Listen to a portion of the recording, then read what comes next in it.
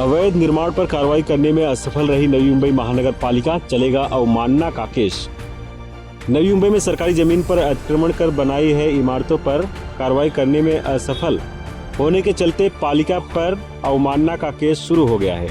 दरअसल नवी मुंबई के अवैध निर्माण के खिलाफ सामाजिक कार्यकर्ता राजीव मिश्रा ने कोर्ट में एक PIL दायर की थी, जिस पर कार्रवाई करते हुए कोर्ट ने महानगर पालिका से अवैध निर्माण के बारे में जानकारी मांगी थी, जिस पर नवी मुंबई महानगर पालिका ने जवाब देते हुए कहा है कि शहर में लगभग 6500 अवैध इमारतें हैं। पालिका के जवाब पर मुंबई उच्च न्यायालय ने आदेश दिया था कि जल्द से जल्द सभी अवैध इमारतों पर उचित कार्रवाई की जाए।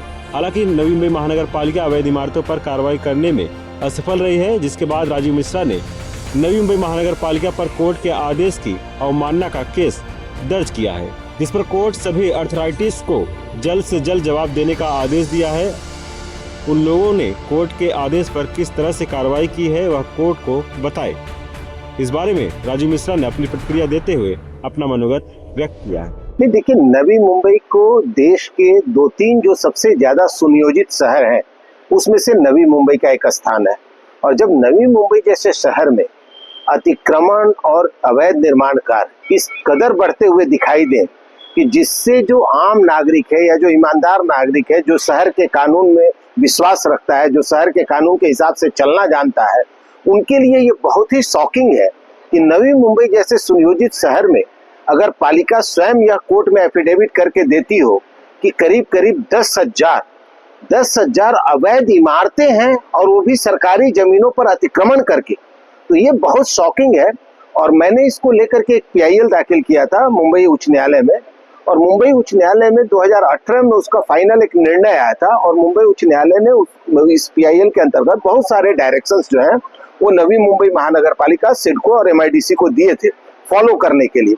मगर उस डायरेक्शंस पर पिछले 6 साल में इन लोगों ने कुछ भी फॉलो नहीं किया, जिससे निराश होकर के मुझे फिर कंटेम्प्ट ऑफ कोर्ट दाखिल करना पड़ा मुंबई उच्च न्यायालय के सामने। और उसके अंतर्गत फिर मुझसे मुंबई उच्च न्यायालय ने यह ध्यान में मुंबई उच्च न्यायालय के पूरी तरह आ चुका है कि जो ऑर्डर उनके द्वारा पास किया गया था उस पर इम्प्लीमेंट नहीं किया गया।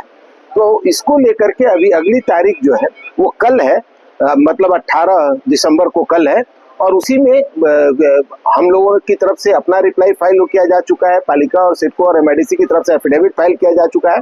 लेकिन इन सब के बीच जो सबसे बड़ा शॉकिंग है वो यह कि नवी मुंबई जैसे सुनियोजित शहर में, जिसको कि एक रॉ लैंड पर बसाया गया हो, और वहां इतने बड़े पैमाने पर अगर अवैध इमारतें, ये झोपड़पट्टी और चाल की मैं बात नहीं कर रहा हूँ, यहाँ अवैध इमारतें, बहुमंजिली इमारतें 10,000 की संख्या में हो, तो ये बहुत ही बड़ा शॉकिंग है। और निश्चित तौर पे ये जो सरकारी महकमा है, चाहे वो नवी मुंबई म्युनिसिपल कॉर्पोरेशन हो, चाहे वो सिडको हो, चाहे वो MIDC हो, इनकी एक बहुत बड़ी फेल्योरिटी है। और इस फेल्योरिटी को न्यायालय के समक्ष या राज्य सरकार के समक्ष लाना मेरा कर्तव्य था और उसे मैंने लाया है। नहीं, देखिए, एक बात तो बिल्कुल क्लियर है कि जो हाईकोर्ट ने गाइडलाइंस दिए थे इसको लेकर के उस पर फॉलो नहीं किया गया है।